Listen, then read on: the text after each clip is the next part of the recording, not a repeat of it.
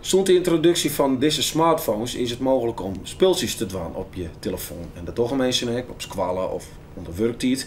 En er is nu een nieuwe range, dat heet Wordfeud. Dat is Scrabble op de telefoon. En dat kun je dus ook overal doen. Het probleem is wel, en dan heet dat in Friesland, het kan alleen nog in het Nederlands.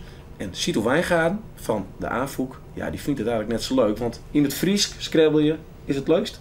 Ja, dat maakt mij persoonlijk niet heel veel uit, maar ik denk dat het voor de AFOEK wel hartstikke leuk is. Ik altijd in het Fries beschikbaar is. Nou, dus nog in het Nederlands. Zullen we een potje doen? Zullen we een potje doen? Ik ben aan de beurt volgens mij. Ja.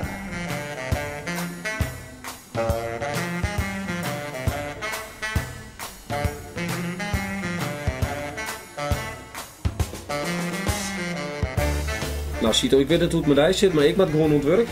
Maak je het ergens oors aan? Best. Oké, doen we dat.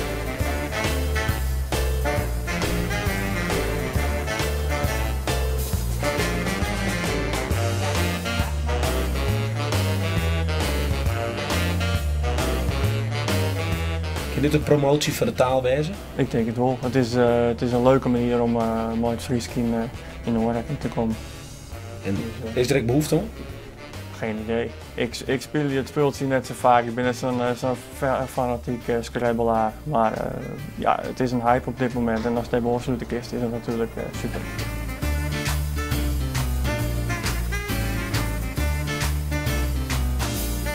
Nou, ziet ook weer het was van Vinst. Maar dit is Scrabble Sadikiet, nevens mij. Ik vind er niks van. Nee? Nee. Ik gewoon het voor speeltjes. De open computer, ik zag. Zullen we dat wel? Oké. Deal. Mooi vraag.